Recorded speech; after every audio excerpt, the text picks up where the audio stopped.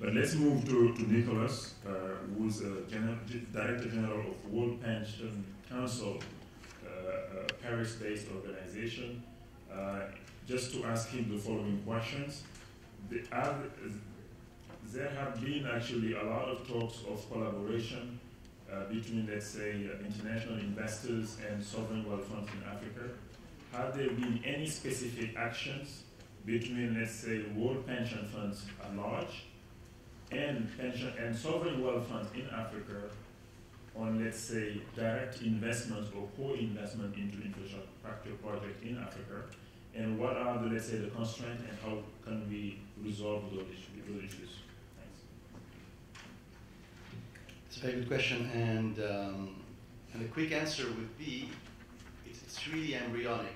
So there have been more talk than action, even though there is a quest for yield. So even though returns on 55 or 60% of the assets under management of your typical sovereign fund or pension fund are still in bonds, and mostly government bonds, and they've been yielding near to zero or even negative yields in Switzerland or Germany in the past 6 months. So that quest for yield, the fact that central banks are printing money, mechanically, it's pushing investors towards what Celestia termed safe havens. I'm not sure they're safe havens, but they're real assets. So at least they're protecting you not from everything. They're protecting you from monetary depletion. So the fact that you're owning a bridge, a highway, a hotel like this one, or a housing project, it's real. So to a certain extent, it will not be depleted by monetary erosion. The fact that quantitative easing is a fancy word, which means that basically many central banks are stealing money from the purse of pensioners and taxpayers. And it's ironic because, without being the devil's advocate, this central bank ultimately is the same entity as a sovereign fund. So you see here some kind of schizophrenia, because when the central bank is actually printing massively money and doing quantitative easing, they are lowering the returns of public pension funds and lowering the returns of sovereign funds. And once again, this is the number one asset class. Bonds is really high there, 50, 60%. And then the number two asset class is equity.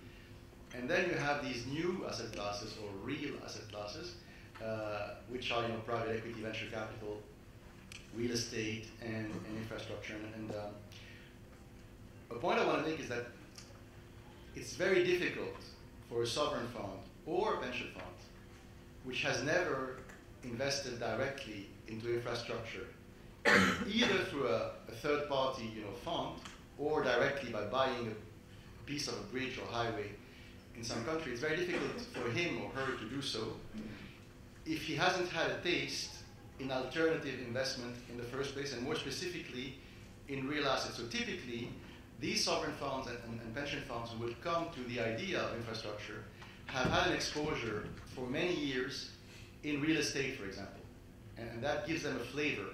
Or for many years in private equity and venture capital, and that also gives them a flavor of infrastructure. If you look at the big, infrastructure-focused fund management company, the Macquarie's, JP Morgan, etc. of this world, if you look at the CV of the people doing the actual investing, many of them come from a private equity or real estate background. But to come back to your question, co-investment, there's been talk of it in emerging markets. It's really embryonic. The main form, or club deals, club deals.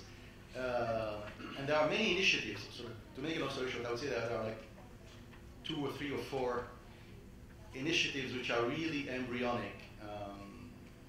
One of them, I'm an advisory board of the newly formed World Bank Global Infrastructure Facility, the World Bank GIF.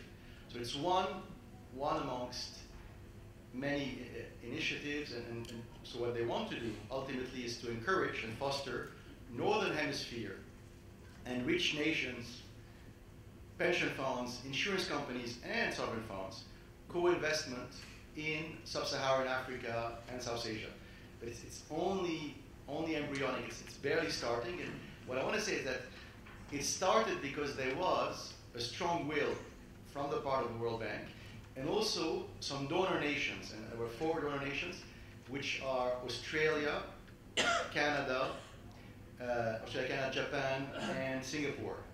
And I would say it's no coincidence, because who are the biggest pension funds and sovereign funds who invested early on massively in infrastructure, and for many years they were the only sovereign funds and pension funds who would put a penny into an infrastructure assets? Who were they? They were the Canadians and the Australians, and it's no coincidence. And so culture is key. The fact that policymakers, ministers, presidents are used back home in Toronto, Montreal, Sydney, Canberra, they're used to the notion of pension funds putting money into that asset class. Of course, that's a big plus. That's a big plus, and so I would say it's embryonic. It's moving in the right direction, and of course, the fact that Africa's weaknesses are also its strength in many ways.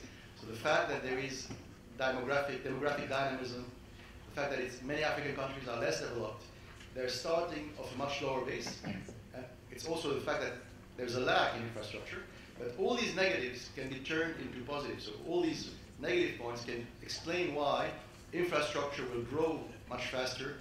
The economies of Africa will grow much faster than average in the next 10, 15 years. So there is a case for foreign investors and for local investors to come and invest in proper infrastructure assets, as long as the risk, the keyword is risk, and the country risk is covered.